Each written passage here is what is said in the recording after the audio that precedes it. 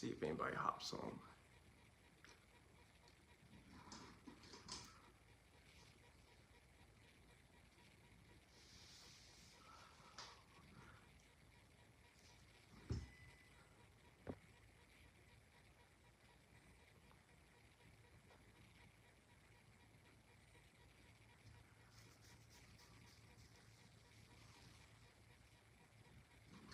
Yeah, thumbs up. Let's see if anybody actually wants to. What's up, man? See if anybody hops on here. I was not planning to go live at all. What's up, Donald? We were actually just recording, and then I said, well, you know what? I said, let's do live. I said, let's do a question and answer. Let's see if we get some people on here, and if we don't, then we will exit out and we will go to work. We'll get some stuff done. What's up, Steve? Appreciate it, man. All right, so we got 10 people on, so maybe some people are interested. What's up? My dude. Supposed to be working, man. Supposed to be working. I literally told the wife, I said, I'm gonna come down here. We got to get some stuff done. But yeah, I haven't went live since like, man, 3,000 subs maybe or so. We're up to like 6,000. Yes, the engine will run cooler with M1 over E85, like way cooler. So that's kind of the reason why I wanted to open this chat up, is because I have edited so much freaking crap out of the YouTube videos to keep them shorter. I actually just filmed like a 30-minute video and it was talking, and I was like, dude, we should just go live that way instead of dealing with the chat. So when we warmed up the car before TKM in the trailer, it was struggling to get it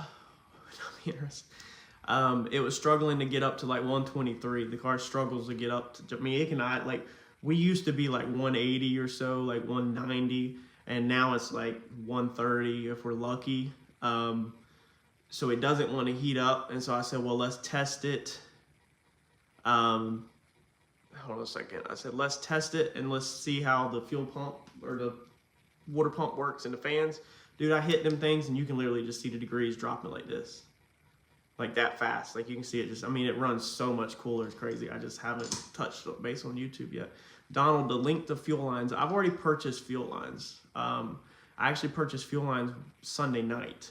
Let's see here, transmission. I purchased 2 fuel lines Sunday night, so they should be here this week. We'll see what happens. Donald with the transmission. Oh, well, Donald had transmission issues. So Donald already had his converter out Sunday night, and he's already ordered a lockup, I'm pretty sure. I'm 99% sure. The fuel lines, yes.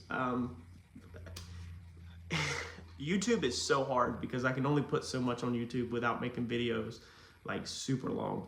So the fuel lines just simply collapsing. I mean, just need better quality fuel lines. As soon as I left TKM, I was standing in Cookout ordering food and talking to John on the phone, and we already figured out like that, like what the game plan was going to be and what I should do. So before I ever even made it 30 minutes away from TKM, I already knew what we were going to do. So we ordered 2 more used fuel lines, just like I said in my video, and we're going to put them in and see if they collapse, or if they don't. They shouldn't, because we ordered a Brown & Miller and we ordered a Goodrich fuel line. So they're kind of like way higher quality. So there's also steel braided, and the steel braid itself does not make the line collapse. But normally the steel braided lines are way thicker and they don't collapse. So you have run lines from the trunk back to the motor now. New ones, what size? You have to run. No, we have to rerun the lines, yes. So we're currently, the fuel cell, I don't know if you just jumped on the channel, we just gained like 200 subs like every weekend. It's nuts. What's up, everybody else? So from the fuel cell to the pump is -16. It's like 18 feet. 8 times 8. It's 2 8-foot sections, so it's a long -16 worth of lines. yeah, of course we'll get the car. I got John standing in my corner. How can we not get the car? But yeah, they're two -16s that are unioned together, because to get one straight shot is just too expensive, and they don't exist used in that length. So about as long as you're going to get used from NASCAR takeoffs is about the 8 foot. I think I ordered one that was 108 inches, and then the other one I ordered was like 87 or 98 inches or something. You know, them two together will get us dead on the money, the full length of the car, and it's just simply unscrewing what's there and screwing the new ones, the new used stuff in its place. It's that simple. But, and also just shot John a message and thinking about going ahead and snagging a surge tank. Yeah, so I was trying to not put the surge tank up front. We're trying to do everything in steps. So I like to try stuff and show if it works or not. And then if it don't work, redo it. Most everything on this car has been done 2 or 3 times, like completely redone, because we learn and we redo it, we cut it up. You know, the front end's been cut off the car, I think 3 or 4 times. The trunk has been cut out 3 times. The interior has been redone 2 times, 2 or 3 times. There's been 2 sets of seats in it. You know, that was before YouTube, but everything has pretty much been done 2 or 3 times. The things that haven't been done 2 or 3 times are currently going down the checklist of being redone. So it's fun. I enjoy it, man. I enjoy being able to bring y'all content and show what don't work, so that if people are starting out, they can learn from the mistakes, because I just see it. I was trying to explain in the comments, but it's so hard to communicate with YouTube, because it's like I film a video, edit it, post it, and then get comments and try to explain in the comments. That's why the lives help. But like, we could literally go right now and order the best of the best, like fuel line, put it on credit card. I mean, we could just order the baddest, you know, whatever we wanted, and just pay the credit card down. But I don't want to do that. I'm not interested in doing that at all. Race ready next year? No. Again, YouTube is hard putting it out there. It may possibly be at the racetrack this weekend. We just haven't put that in. There's always talk behind the scenes. Me and John were sending data logs. I was sending him data logs last night from TKM. Obviously TKM was Friday. UPR makes 106 thermostat Coyote. Yeah, everybody doesn't run the thermostats though. That you know, that I have talked to, and nobody has told me that I needed one. PTF line, very budget friendly. Yes, but used PTFE line, not new. I will not know. I would never be going to like a Ducks race or nothing like that. This car is way too slow for that. But the car, we may, if I get the stuff in that I ordered, we may take it to Darlington this weekend and run it with Randy at, you know, that radio TKM event down there. That was originally the plan. And then the car will be, or should possibly be, at Street Outlaws, No Prep Kings, the following weekend in Galat. John will be running that, and I told John that I was just going to focus on his car and only his car. And he was like, dude, let's take your car. And I was like, you know, I'm game. Like, I don't care. You know, we'll put it in the trailer anytime. And he was like, I think we should do it. So if John still wants to do it, that's in his hands. And if the car is together, then we'll take it to No Prep Kings the following weekend in Galat. So we ordered the fuel line Sunday night, and then we ordered coal packs, or coals, all the coals, this morning through TKM. Their price was the same as what I could get it for. And when that comes in, we're gonna have to do a little wiring, because we have to use like a universal, no, Turbo John, not John Doc. When I refer to John, I mean Turbo John. I do everything with Turbo John and Randy. That's like my circle. So if I get the car wired, like I said, I should really be working on it right now instead of on live. But as long as I get the fuel lines changed over and the cool packs installed and wired, then we'll take it to Darlington with us this weekend. So yeah, Turbo John, always Turbo John. Kevin even said that one time. He was like, I thought you were talking about John Doc. I was like, no, which I know Kevin's brain is every freaking where, and he's busy with so many people. I was like, Turbo John, that's who I roll with, man. So yeah, I guess it's a lot of the newer people. I had somebody else comment I don't think they realized you're good. I don't think they realized that the car's already been to the track. It's already been to the dyno. We've already blew it up once. We're on our second motor, our second motor assembly. It's the same block and everything, different heads. But it's already been to the racetrack. It's already been dynoed, everything. We're just making changes. All of this whole 1 month of work come from everybody wanting me to go methanol. So I was on E85, everybody's like, you need to go methanol, you need to go methanol, you need to go belt drive methanol, you need to go belt drive methanol.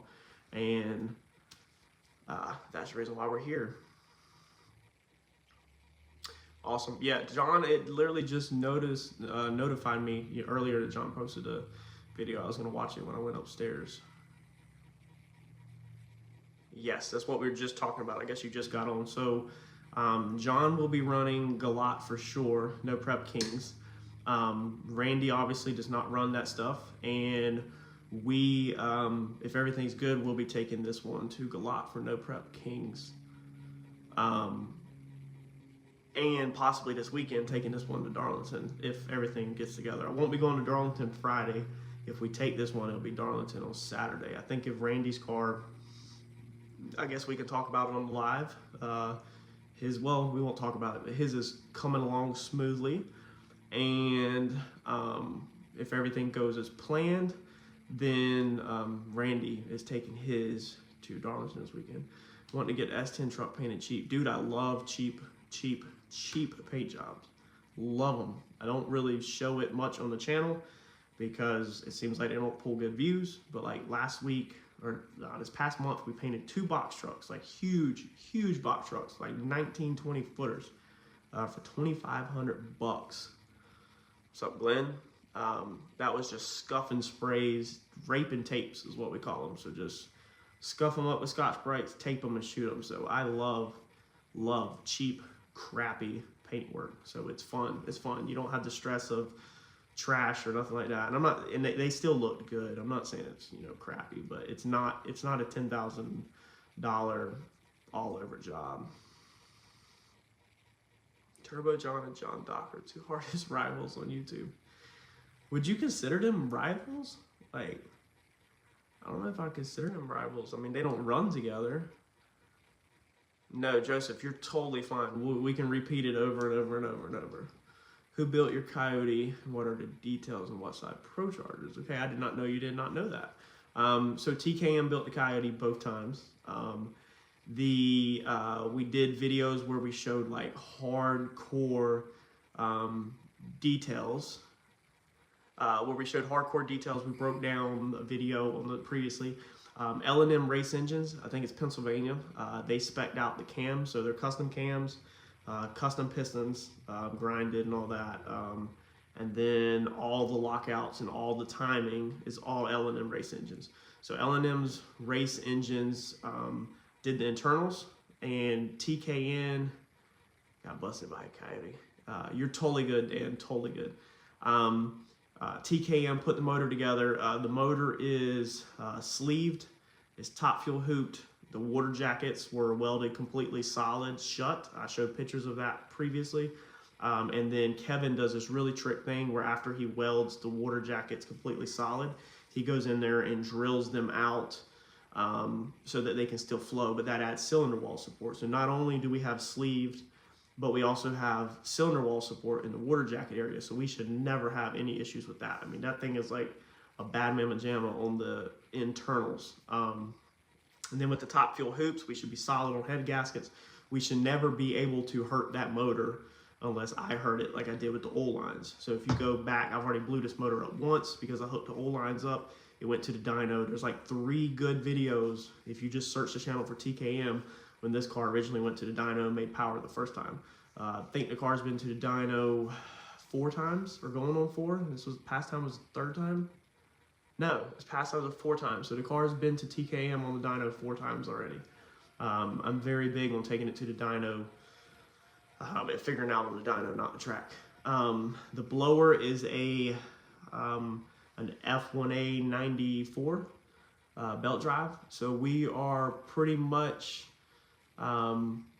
pretty much going to max the blower out. I mean, I can already spoil you on, yeah, that was a tough experience. So I can already spoil you on that one. Like, the car should go back to the dyno, and we're gonna max the blower out, so it's right there. We just didn't go turbo this past time because I got on restriction from Turbo John. Told me I wasn't allowed to go turbo because he knew I was gonna cut the whole car apart.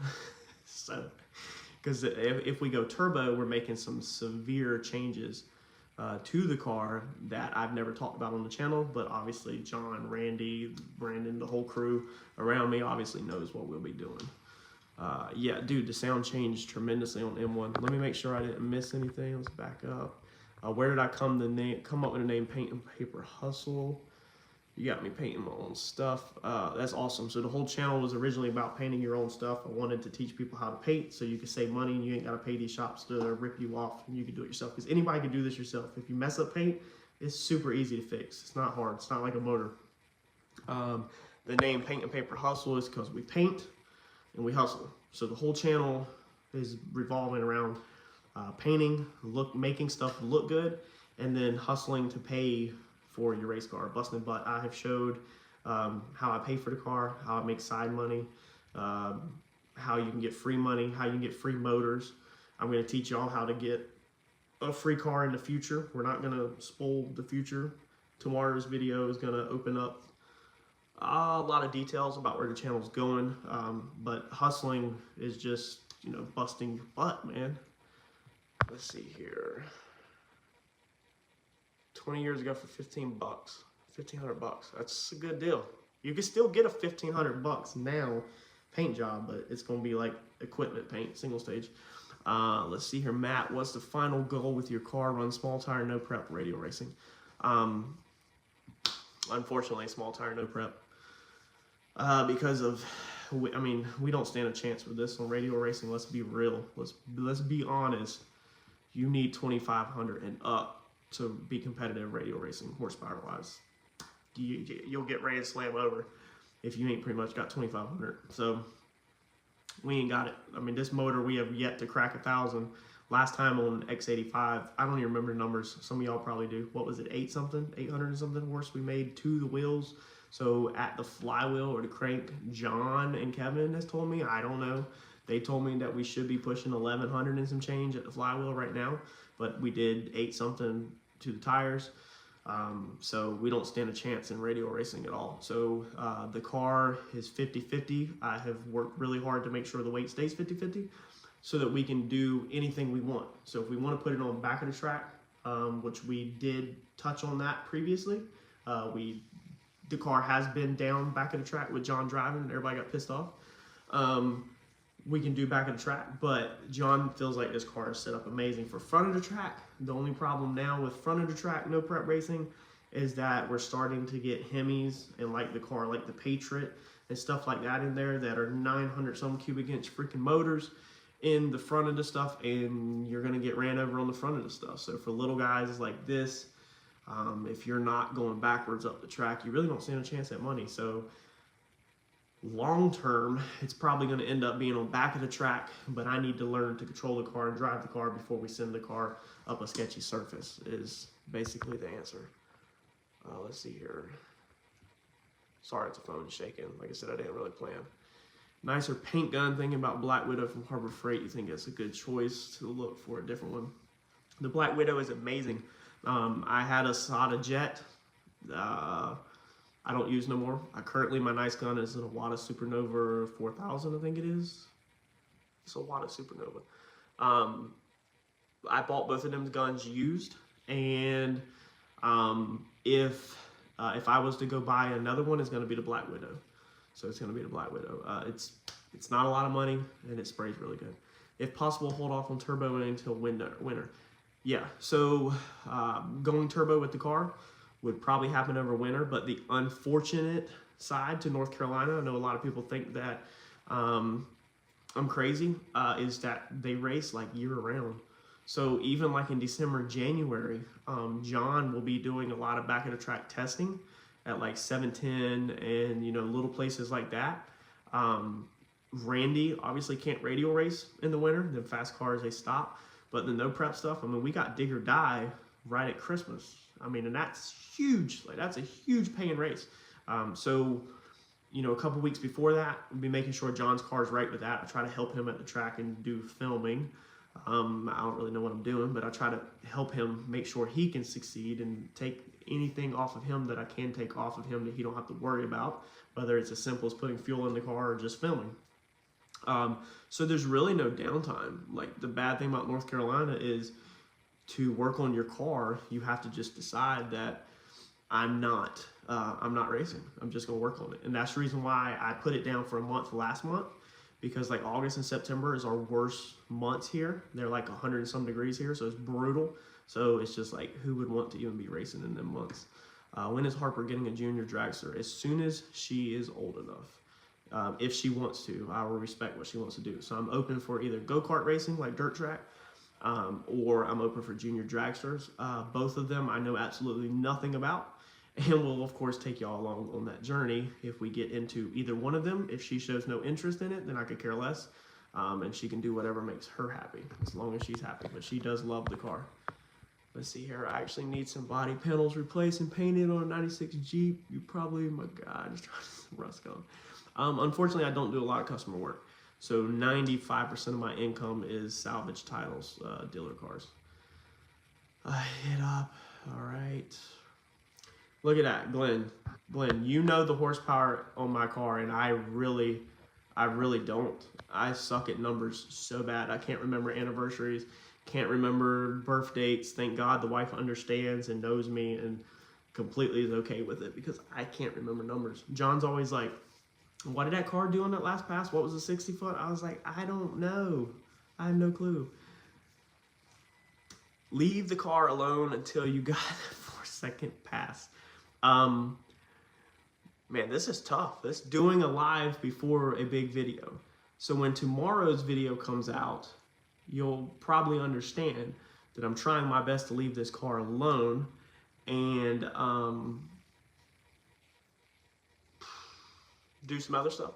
I'm trying my best to race this car and not cut this car up. So the goal right now is to race this car, just race, seat time, and not modify this car. So we're trying to like cram all of the modifications in, get it on methanol, and then like we got one more not big task to do. The stuff that I purchased may require some cutting, welding, paint, and bodywork. I'm not sure yet, but then the only other thing would be going turbo if we go turbo with it. But besides that, we're trying to just race it. Let's see here. Is the wrap on the car cheaper than paint? Will the wrap last longer as well? A wrap pretty much will cost the same as paint. So it's very expensive to do a wrap. I don't think a wrap would last longer than paint. Paint, you can repair it. So you can wet sand, buff it. You can re-clear coat it if you wanted to. Like, you can improve paint, whereas wrap, it's a sticker and it's just kind of done. Like, what it is what it is. 39 is cool. Yeah. What year? The car is a 74. So I also have a really cool video where I showed pictures of this car. When I got this car, it was bone stock, untouched, 1974 Mercury Comet, puke green, factory 1000% besides the radio. Somebody put an aftermarket radio in it. It had the factory OEM spare with 0 miles on it in the trunk.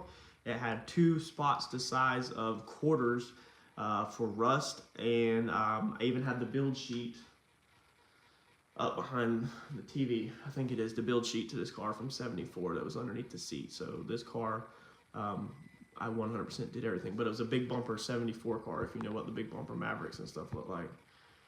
I'm a VA, but thanks for reminding. The wing on Percy, are you thinking about putting it back on? So the wing, I pulled the wing off just for looks. If you can't tell, I get really bored. So tomorrow's video, pretty excited about putting that video out. Did you get to measure? So Rodney, the boots, I actually I actually texted Chris Kenny. So I'm good friends with Chris Kenny, the Night Train. And I said, dude, what do you wear? I said, I'm racking my brain on what I want to do. And I said, what do you wear? He wears the Sparko. Like, dash 20, whatever they are. Them bad boys were like $400 or $500. And when I looked them up, I was like, nah. And so the boot, like the slip-ons, I think were 300 to 400 ish. And I ended up going with the same name brand Zamp dash 20 shoes, or low cut like boots. So they're like high top shoes. So we've got Zamp dash 20 gloves that I have not talked about on YouTube yet. We've got dash 20 fire jacket, dash 20 fire pants, and now we have dash 20 fire shoes that should be coming in the mail anytime now. So we've got everything else. So we're ready to go racing on methanol and dash 20. I haven't even had a chance to even talk about that. I was kind of waiting for it all to come in. Who is the car named after? Percy Flowers. So about hour and a half up the road from here is where Percy Flowers was, and he was a moonshiner businessman. So basically, if you look him up, he was one of the largest like moonshiners in the area.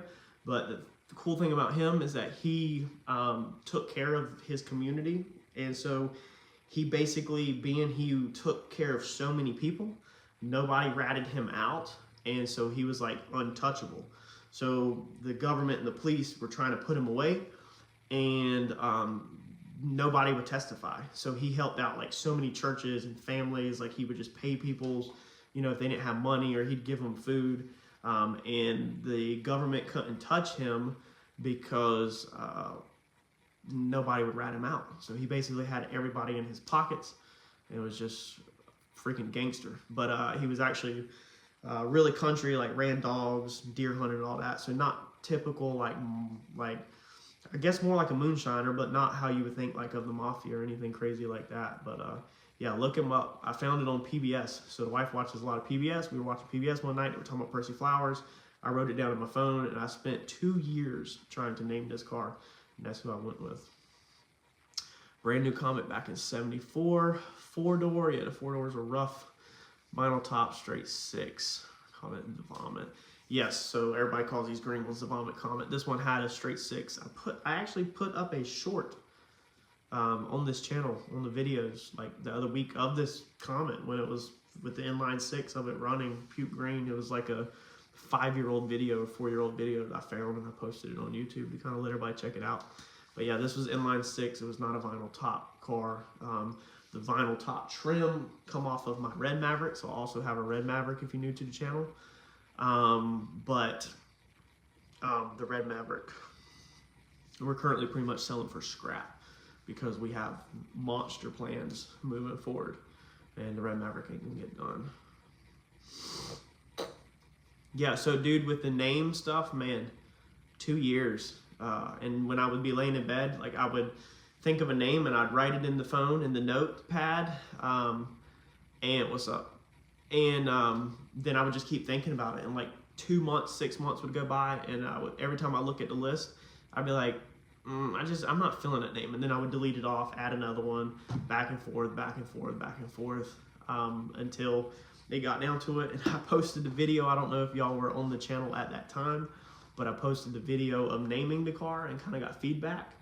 And at the end of the day, I went with what my gut was telling me, but I slightly regret the name of the car. So I was battling, spinning tires in the rain.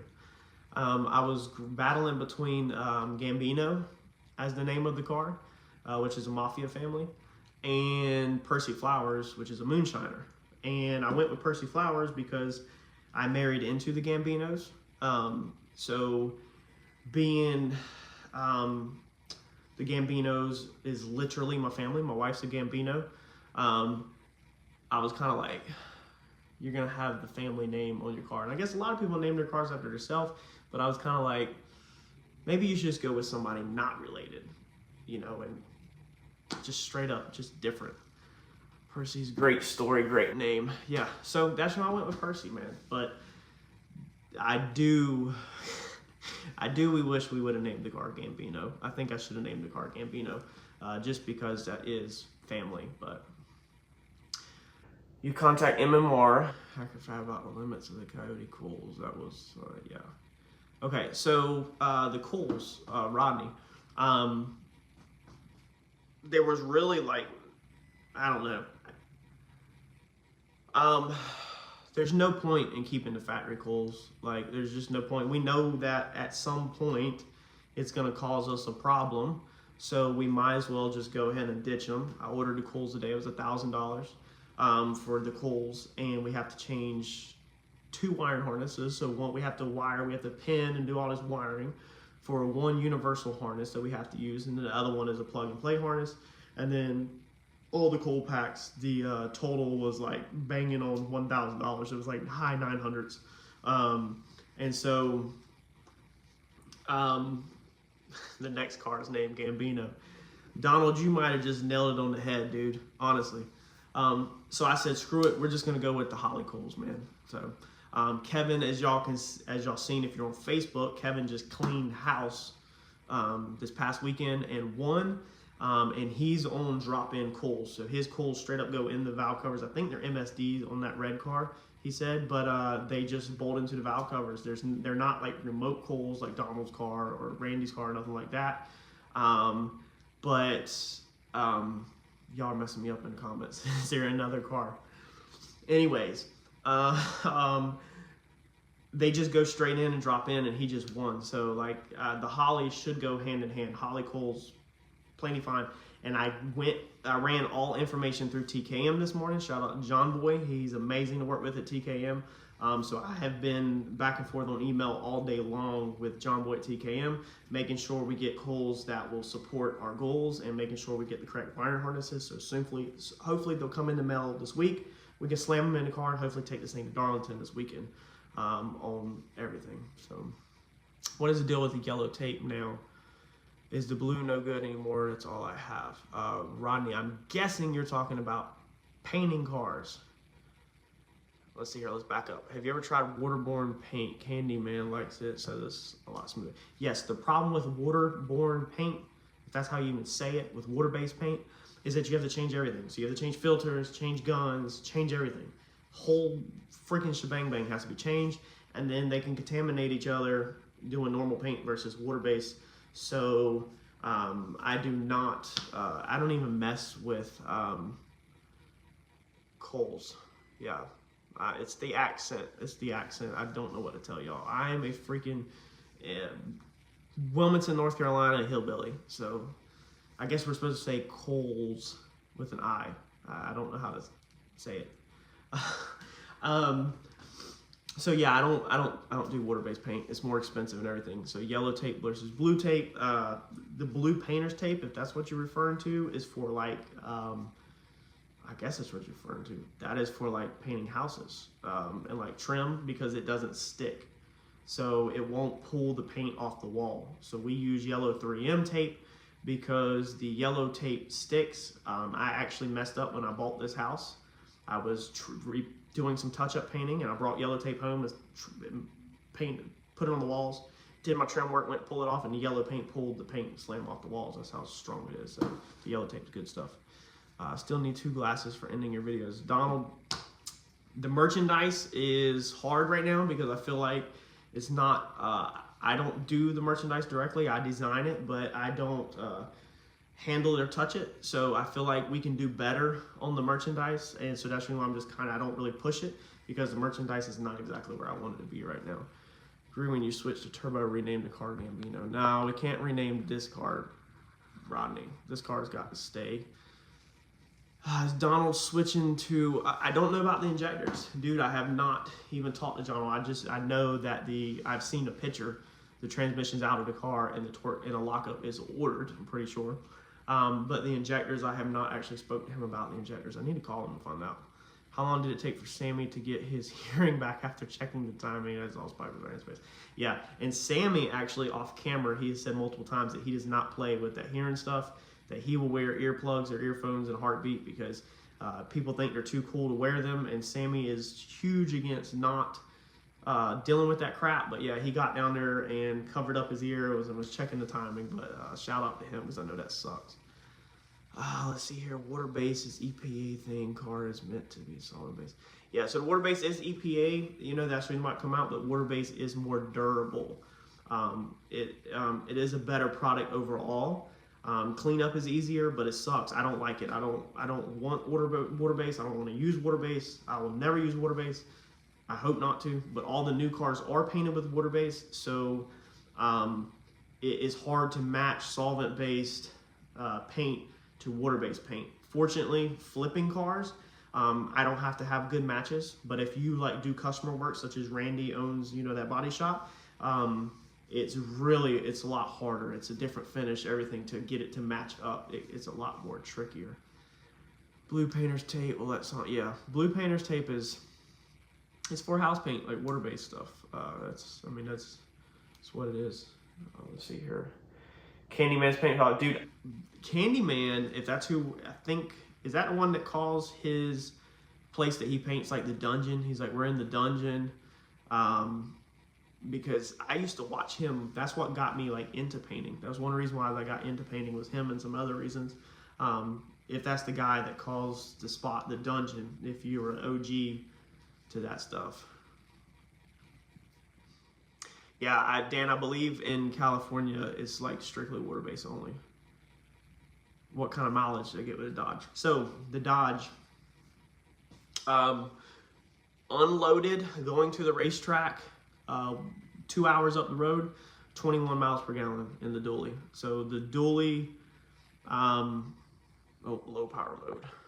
So the dually, no trailer on factories, 21 miles per gallon.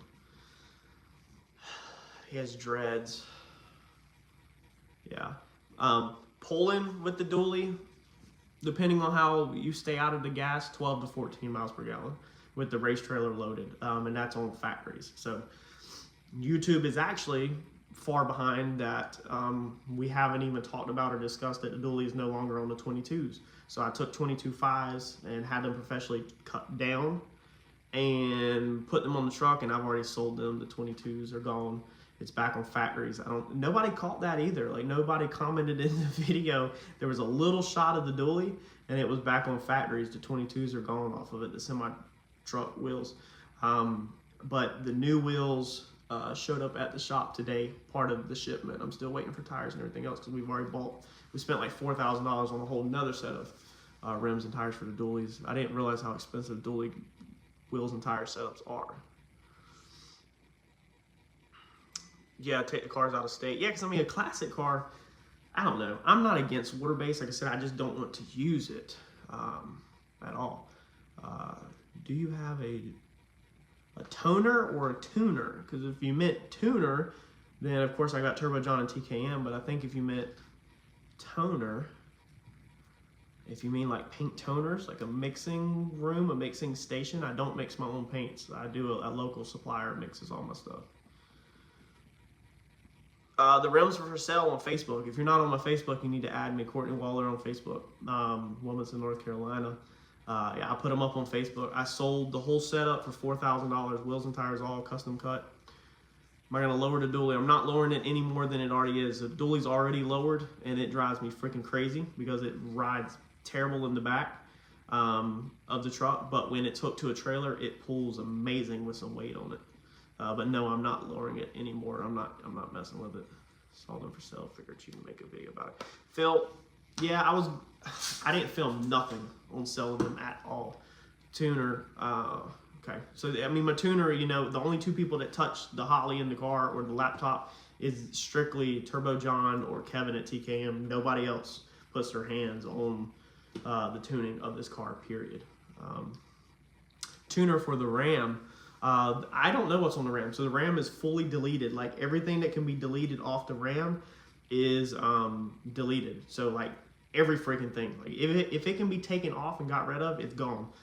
So there's no check engine lights. So that tells me that the dually also has some kind of, obviously has some kind of tune on it, but it was obviously done before I got it. All that stuff was done before I bought it at auction. Remember I did do the final product on the Mercedes. That Mercedes is something else. I'm pretty sure that the last video on the Mercedes, I kind of did a once over of it, so it's turned out great. There's still like a radar issue thing. The thing, like, it knows all the traffic around you and all this crazy stuff, and one of the radars still don't work right and says that like the sensors are dirty, but I We haven't.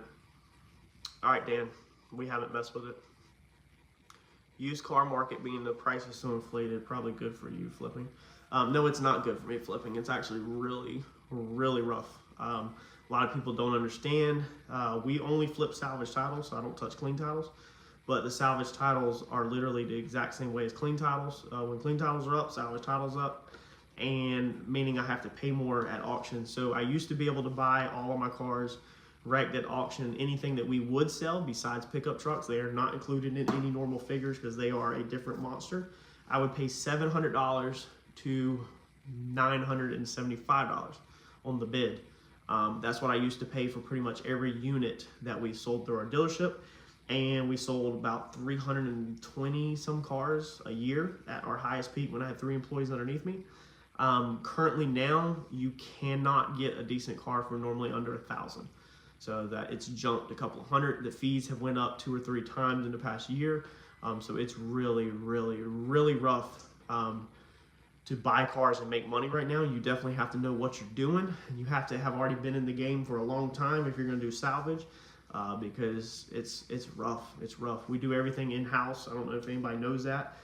We do everything from, we got the frame rack to the paint booth, everything. So we dealer license, we buy, we sell, we prepare, we sub out like our glass work. So we have a glass guy that comes in and does our windshields and stuff. But besides that, we repair 100% everything. Tuner on the truck, John calls, oh yeah, okay. It completely over my head because I suck at reading, so I struggle with reading and writing, and so I'm thinking the same thing, that maybe you just didn't spell it right. But yeah, the Dodge obviously has some kind of programmer on it, but there's not a physical programmer or tuner there. I have no clue what's on it. Have you looked into bearing spacers that I told you about? I did not look them up. I'm not even gonna lie. I have not looked them up yet. I like screenshot when y'all tell me stuff. Like I'll screenshot it and then I go back and try to look stuff up. But it's like life just continuously throws new curveballs at it that I've got. It seems like I always have something to dig myself out of. And yeah, so I haven't even looked it up. Do you convert them to rebuilt titles? That's what they call them here in Illinois after they're salvaged. So in North Carolina, we pretty much can do whatever we want, however we want, and we have no rules or no laws to follow pretty much. If, pause right there, if the car is under 7 years or older. So if the car is 7 years or newer, then it has to have a pre-inspection and a post-inspection, meaning you buy it from the auction, you take it to the DMV, they look it over, they write down what parts are damaged, and they send you back to your shop. That's it. When you're done with the car, you call DMV up. Your DMV officer will come to the shop and he wants a piece of paper that tells him who repaired the car, which in my situation would be me, my name, my shop name. And he wants receipts for all the parts. And then he will so look at the car, not really. And then he will write it off as you're good to go. The only thing DMV cares about here is chop shop activity and stolen parts. So they don't care about the quality of the car. They don't care about the quality of the rebuild. They don't care about if it has airbag lights on. So in North Carolina, we can have airbag lights on. We can have an airbag system that does not work and it passed a normal emissions, normal inspection, like your yearly inspection. Some people are familiar with that. So airbags are like not regulated here kind of. But disclosure, my business, we make sure everything works properly. Well, we've been doing it for a long time and we try to provide a good product. But just in general, you have some really shoddy repairs here in North Carolina because they really just don't care. All they want to do is find stolen parts, put people in jail for stolen parts, and that's it. They don't care about the quality of the repair. When the individual buys a salvage title from us, we're a dealer, so we don't register it in our name. So we would sell you a salvage title. You would go to DMV, you process your paperwork, and you get your tags. When your title comes back in the mail to you, it's now going to be called a rebuilt title. So there's no inspection or anything to transfer it from a salvage to a rebuilt. It's just automatically a rebuilt once it's put back on the road. Like you ain't got to do nothing special. The only time the DMV officer inspects anything is, like I said, that 7 years or newer bracket, because they just want to look for stolen parts. That's it. If it's older than 7 years, they don't care about it. So we never see our DMV officer. We never see a DMV inspector. He never comes by the shop to check on us, like nothing at all. We just maintain our dealer license. We do what the state requires to maintain the dealer license with the dealer classes and stuff like that. And we go to auctions and we just buy unlimited wrecks and we repair them and then we just sell them to somebody. I think that John would see that I'm on the live. See, if I knew how to patch it in, I'd answer the call and let y'all hear the conversation with John. But if I answer the call, it's gonna turn live off. But we'll literally just sell it to somebody and then it's just a rebuilt title. So it's really simple to do salvage here. Golf carts. So dude, I do a lot of golf carts. So I do a lot for Chris Kenny with the Night Train, if you know that race car, really fast radial no time car. He flips golf carts. So I do all of his paint work pretty much on golf carts. And I just haven't done any videos on them. I mean, I've got like one video that has pulled like over 20,000 views on golf cart repaint. Maybe I'll do one. If you want to see one, maybe the next one that we do, we'll do one. I pretty much covered like most everything on the golf carts in the past: flow coating, plastic repair, primer, sanding, prep, paint.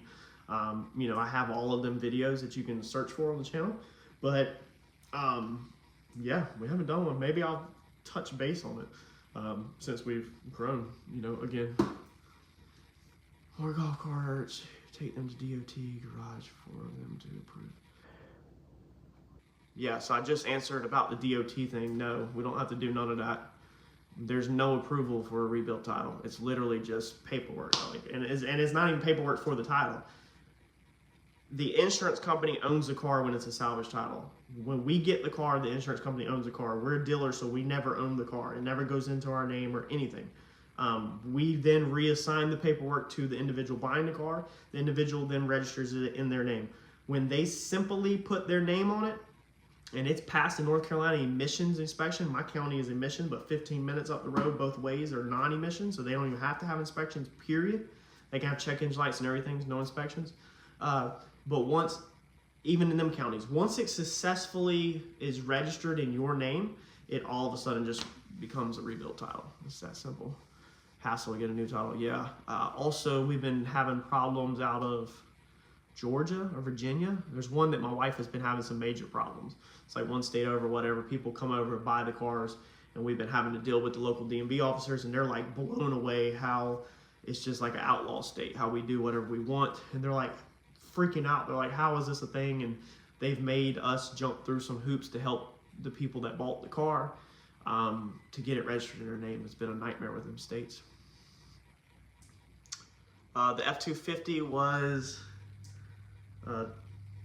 2011 or 12, because it had the older dash in it. So it was a 2011 or 12. I don't remember. That truck gone. You need to watch that video. That pissed a lot of people off, and I knew it was going to. Everybody gets in their feelings. On the last revamp on the charge pipe, you had a different place welded it up. What happened to Blanton? What happened to Michael? Mike's doing his own thing, so that's Mike's business. Mike is not he's not available at the shop much anymore. So being I need stuff done kind of in a timely manner and don't want to deal with the back and forth with getting it to people, I just shoot it over to Haywood. So Carolina Dyno, Randy Haywood is the same guy that does a lot of Randy's local welding. So Randy will take his car to Jason Braswell for like fab work. It's like an hour and a half from us. Braswell will do a lot of his fab work, but if it's just like something real quick, local, like a charge pipe or change some brackets, Haywood will do a lot of welding for us because he can do aluminum and all that. And so since Haywood is kind of in our circle, I kind of just started dumping it to, Phil, exactly. So I just kind of started dumping it to Haywood to keep all of our cars and all of our work in the same exact circle.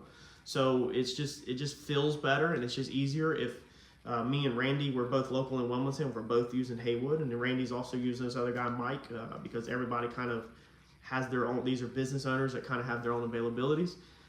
But it just makes sense, you know, to me to just keep it Haywood. So Haywood's kind of been keeping the little odds and ends caught up with welding on mine and Randy's cars.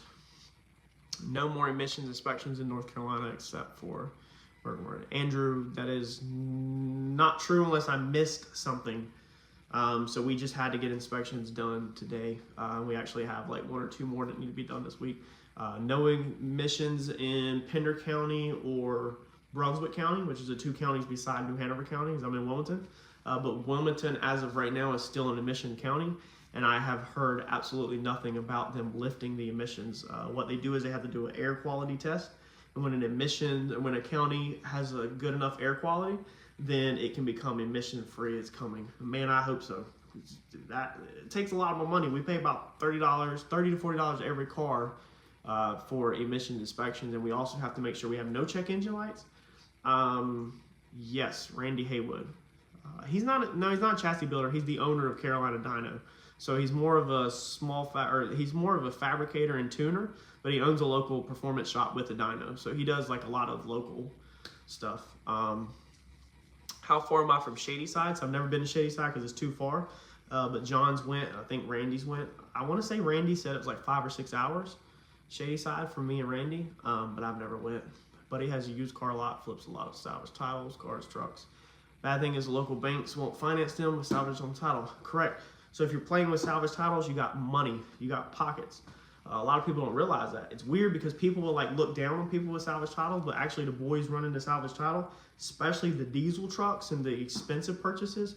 So salvage Maseratis, salvage Lamborghinis, salvage Ferraris, salvage Bentleys, all of them, the owner has pockets because he bought it with cash. Because you don't get them financed. You can get them financed through a third party where you pay a high interest rate, but as far as like normal financing, no, you got to just have a wad of cash to play with salvages. So we sell to a ton of parents with kids that want to, all right buddy, see you later, that want to buy nice cars for the kids but at a discounted price. So a bunch of our buyer base is parents. And then when I sell pickup trucks, a lot of like diesels and stuff, a lot of them are business owners that have access to large amounts of cash flow that can just pay for these trucks right out with cash. So yeah, you can't really play in the salvage title world if you don't have cash flow, because you're not really going to get payment on it. And if you do, you're going to have to put like 50% down and then pay some ridiculous interest rate. All right, so is there anything else? We've already been on here for 52 minutes.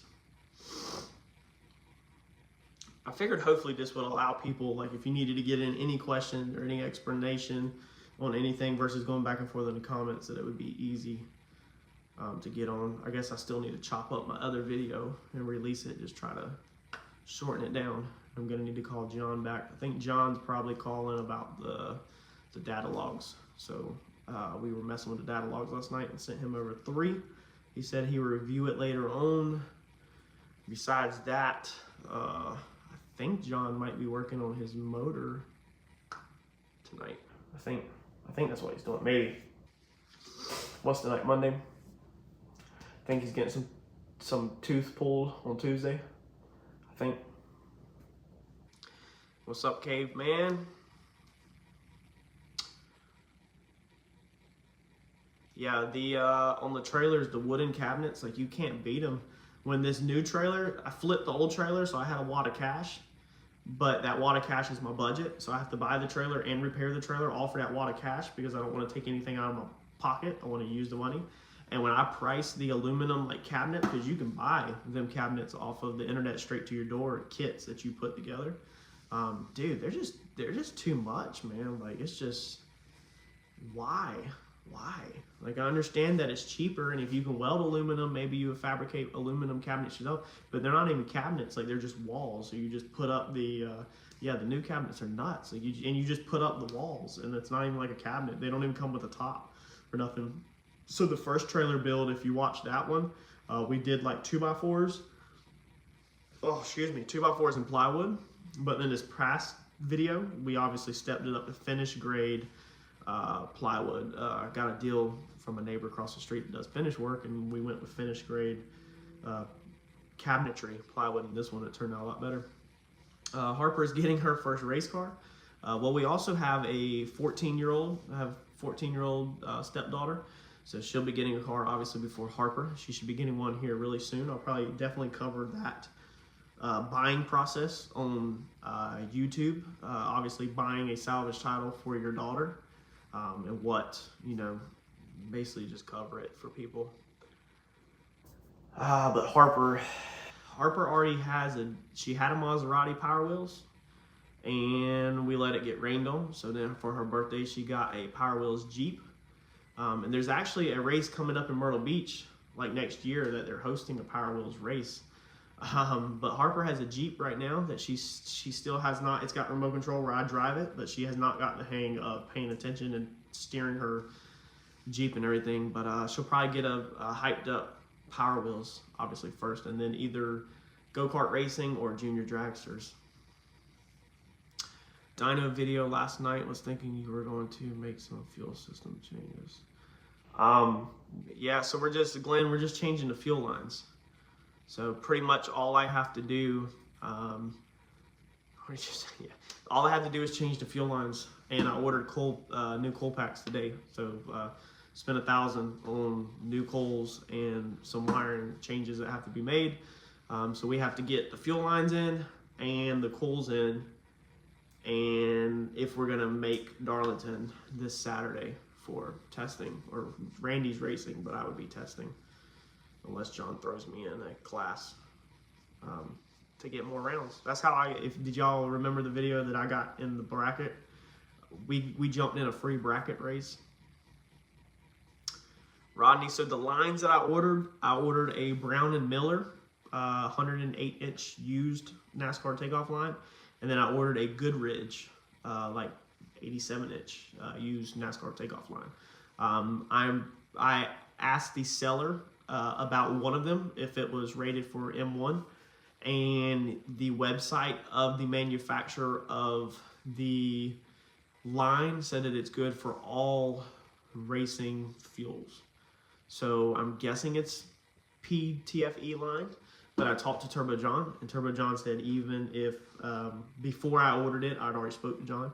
He was like, so even if you order stuff that's not rated for methanol, he was like, you're gonna be good for 1 to 2 seasons, and then it's gonna start leaking like crazy, cracking, it's gonna get really hard, and you're gonna have to replace it.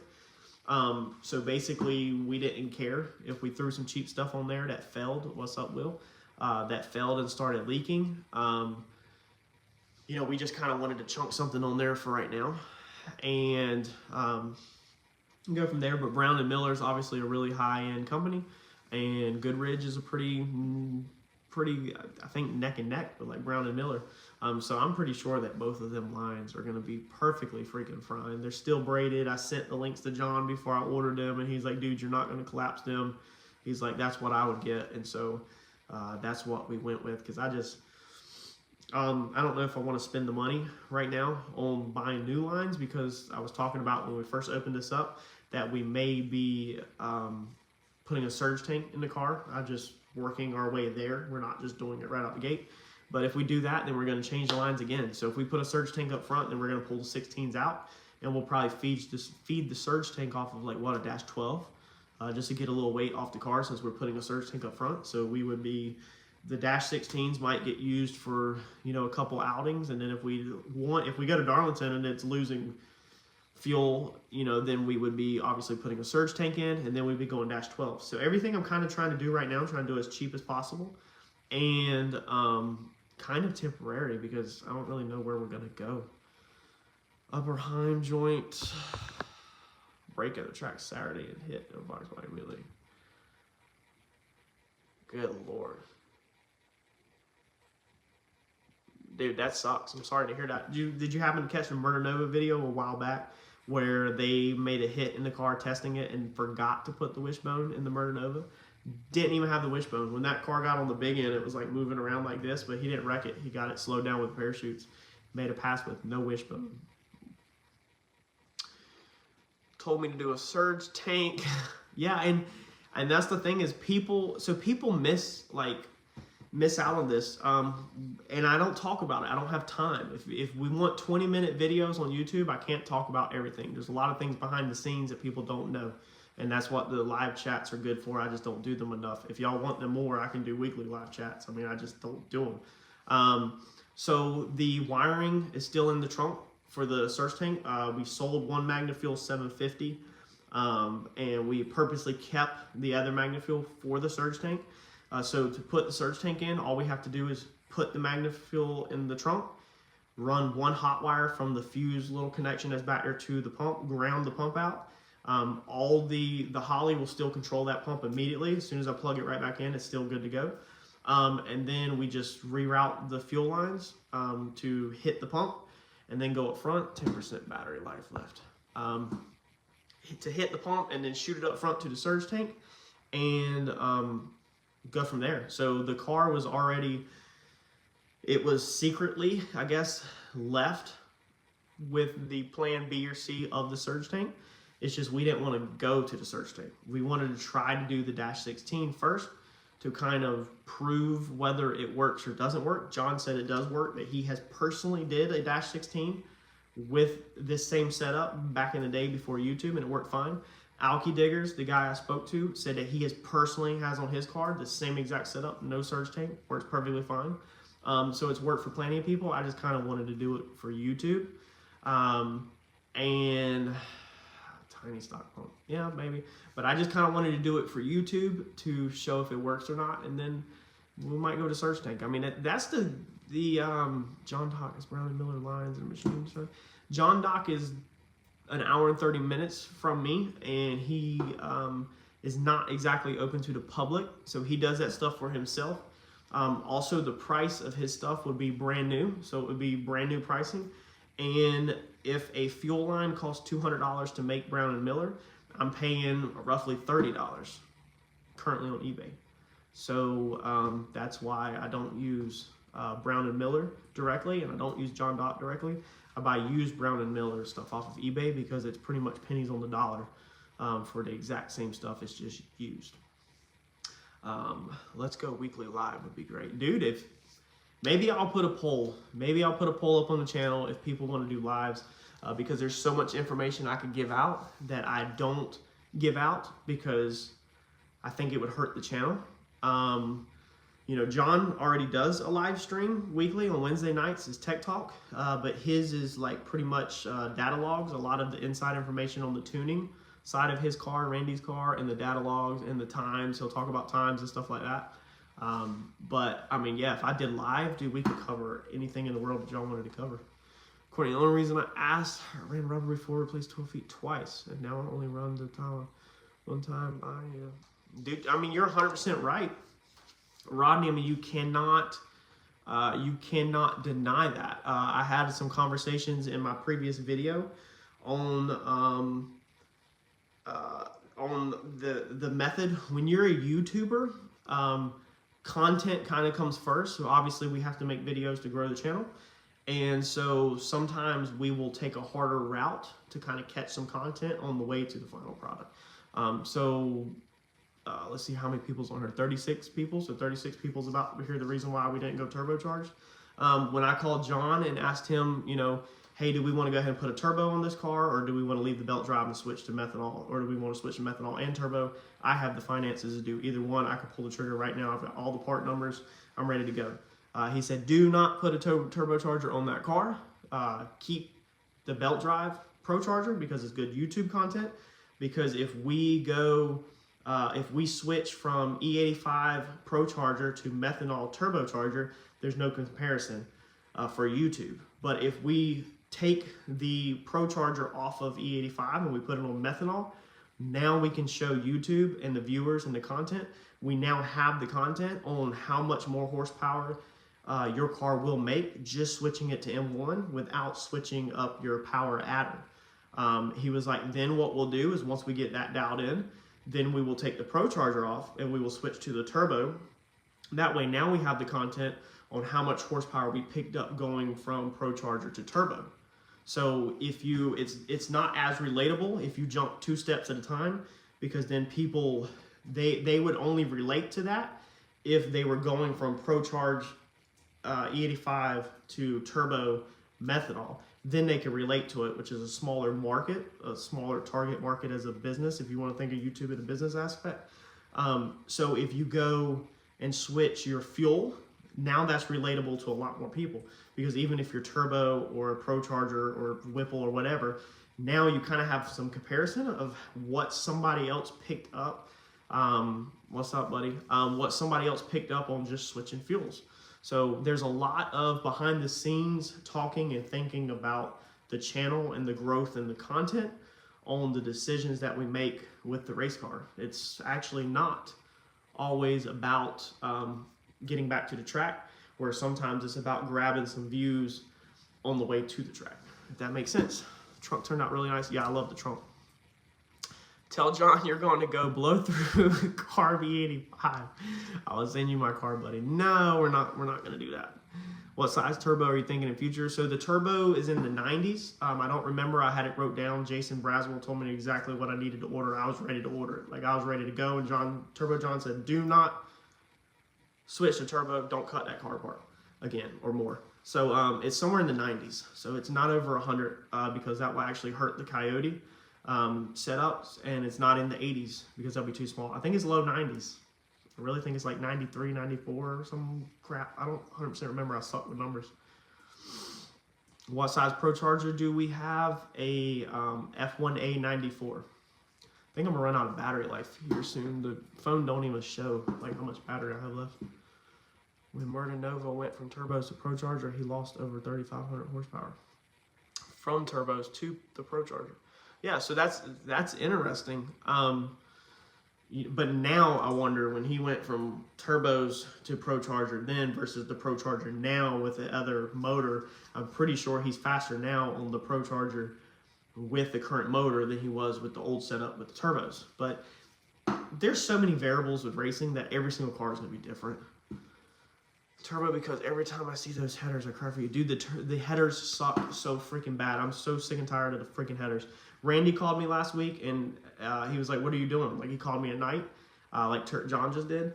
And I literally was cussing him out as soon as I answered the phone. I was like, I'm laying underneath this freaking car, trying to, I don't even know what when we were doing the oil heater in the pan, I was like, and I've got to take the freaking headers off to put something simple as oil heaters in. I was like, I hate these headers so much. I wish we would just go ahead and cut this car apart and go turbocharge. It's so painful to continue to grab the YouTube content with the Pro Charger versus just going ahead and cutting it all apart and going turbo. And Phil, the headers are absolutely a work of art. I paid over $4,000 for them headers, custom made. I'm not gonna say the exact amount, but it's north of $4,000. And they are absolutely beautiful. The welding work, they're all stainless. They're 5-piece, each of them. I mean, they're beautiful, but I'll never be able to sell them or give them to anybody else because they're designed to wrap around and through the Mustang 2 suspension and for that crank line center height. So they're useless. Like, that's a sad thing, but I'm gonna try to see if we can cut them up or something when it's time to go turbo. Yeah, that's what I'm thinking. I'm thinking Murda Nova is definitely faster with the Pro line or Pro Charger than he ever was. I mean, obviously it's all bigger. So, okay, before the phone dies and then we lose like all of this chat because we've got to upload this to YouTube. If there's not any more questions, then we're going to wrap this up. And I guess I'm not getting anything done tonight. Guess I'm going to call John back, discuss the data logs. And then tomorrow, y'all will be getting a video that was filmed before TKM. Got to keep that in mind. I'm going to have to probably do something about that. But we got to get the fuel out of the car and get ready to change these fuel lines. I can run forward headers with the Pro Charger, yeah, but that's a long explanation. The motor is too low, so you can't buy any Pro Chargers in the world or any headers in the world that will bolt to the motor and go forward facing. They would have to again be custom built because the car 4 years ago was originally built for radial racing with a really low crank center line before I realized I didn't stand a chance in radial racing. So I screwed myself over by building an extremely low center line motor, and the motor is extremely far back to the firewall, as tight as it can get. So because of the bell housing, the motor had to go down to clear the factory tunnel, and the heads, the V shape of the heads come really close to the frame rail, so you can't get headers up out of the top. So you need to lift the motor up to put like eBay headers on it, or you would have to possibly get custom built headers that could possibly come out the tops. But even then, I don't know if they would if they would come out the tops or if they would even fit coming out the top. So the motor height is extremely hard, and so that's the reason why when we go turbo, we'll be cutting out the whole transmission tunnel. We'll be cutting out part of the firewall. We'll keep a factory firewall, but we'll be cutting all that out. We'll be cutting the motor plate out, the mid plate out, trans mount out probably. We'll lift the motor up. We'll be able to fit eBay headers, and we'll have back a more normal, generic, cheaper setup than we currently. Everything is one-off and custom.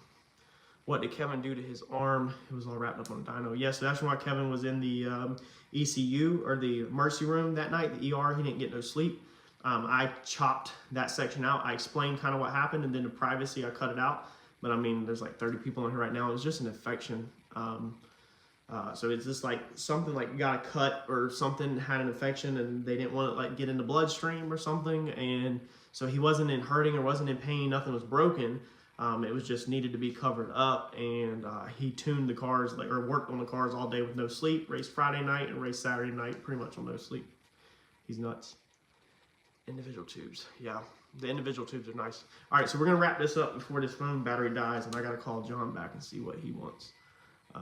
So I will catch y'all. Yeah, we'll do a vote on the live weekly chats, maybe like on Sundays or something. We'll go from there. But appreciate y'all for jumping on. Are you going to make the removable train? Yes. I done told John if y'all would let me and John would let me cut the car apart right now, we'd have the motor and transmission on the floor, and we'd be changing every freaking thing and putting a removable trans tunnel in. But yes, in the future we will build a removable trans tunnel. I just need to build more floor structure because Donald has way more floor structure. I don't have the floor structure currently. So if I cut the trans tunnel out, it weakens the structure of the car. So long answer short. Cool. I'll catch y'all later. Let's see how to exit out of this, and appreciate y'all jumping on.